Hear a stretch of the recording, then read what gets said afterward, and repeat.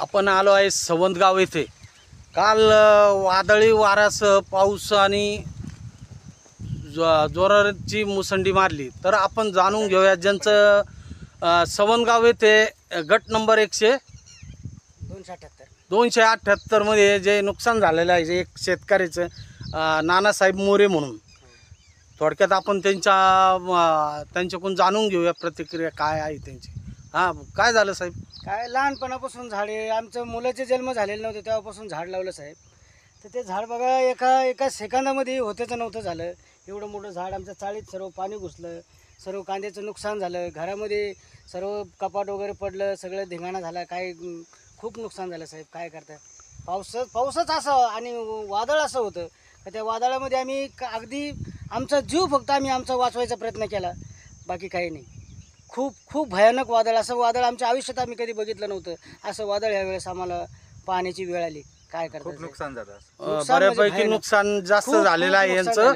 आपण बघत आहेत झाड आणि कांद्याच्या चाळत कांद्याच्या चाळीमध्ये अक्षरशः चिखल झालेला आहे। तर कांद्याचं काय हे असणार आहे? खाली बसलं अजून घराचं काय, घराचं दाखव चला।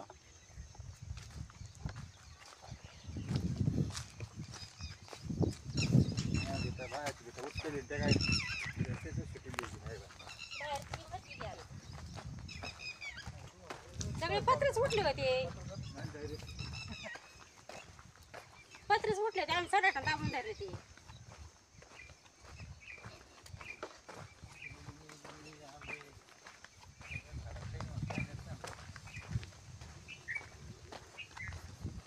आता उद्या जास्त कमी पाऊस आला तर आपण राहायचं कसं काय?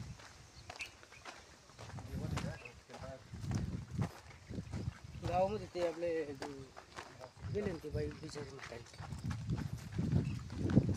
मन झाले छप्पर बिप्पर सगळं उडून गेलं त्याचे। ये घ्या ना, हे काय चरट बांधले तुम्ही बाबा आम्ही रातची।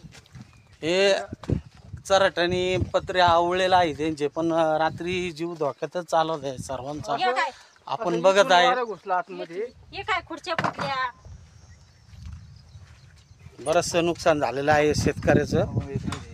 तर प्रशासनाला विनंती आहे का यांचा योग्य तो पंचनामा करून चरट बांधले आम्ही, एकूण पत्रे उठले होते, ते देवर फुटलं, हे दोन पवार आला मध्ये, ते काय तिकडून चौकून उठलं ते पा।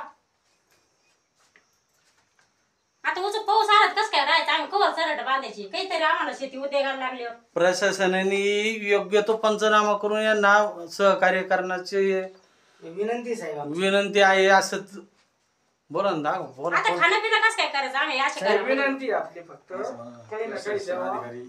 याच्यावर फक्त सरकारनं काहीतरी योग्य ते म्हणजे निर्णय घ्यावा आणि आम्हाला गरीब लोकांना याची मदत करावी। बाकी दुसरं काय आम्ही काय करू शकतो, काय मागू आम्हाला काय नको, फक्त आम्हाला फक्त एवढी भरपाई द्यायला पाहिजे।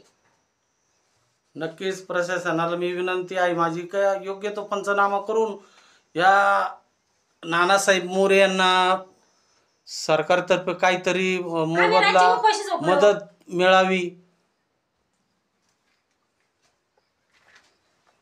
कोणाच्या घरी जा आम्ही रात्री जेवायला? कालच्या पावसामुळं खरोखर जनजीवन विस्कळीत झालेलं आहे यांचं। झाले पण पीठ सुद्धा ओलं झालं, यांचं अक्षरशः सगळंच ओलं झालेलं आहे। काय खायचं, अजून पण उपाशीचे आम्ही।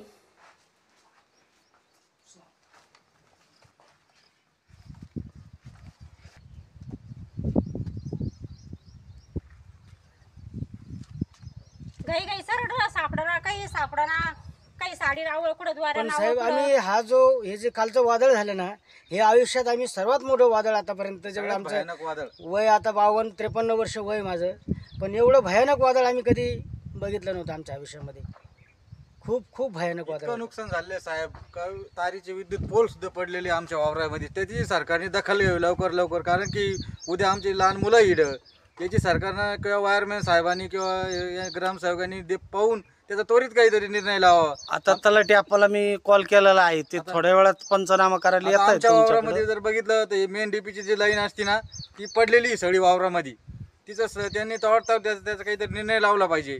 उद्या जर तिकून लाईट टाकली तर आमचे मुलं खेळता इकडं वावरात आम्हाला कामं करायची शेतीचे, मग हे कसं व्हायचं? याचं ताबडतोब त्याचा काहीतरी निर्णय लावला पाहिजे. त्यांनी येऊन पाहिलं पाहिजे का कसे पडलेले हे तारा, काय करायचं. महावितरणनी महावितरण याच्यामध्ये याची काहीतरी दखल लक्ष घेतली पाहिजे. घालायला पाहिजे असं. लक्ष महावितरण याच्यावर लक्ष घातलं पाहिजे.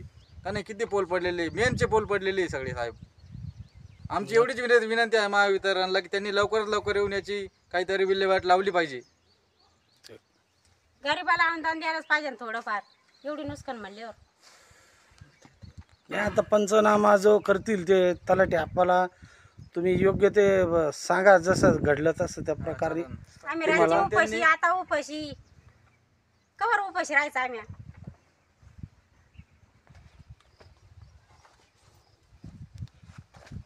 RPS स्टार न्यूज मराठवाडा प्रतिनिधी बाळासाहेब सरोदे, कॅमेरामन सह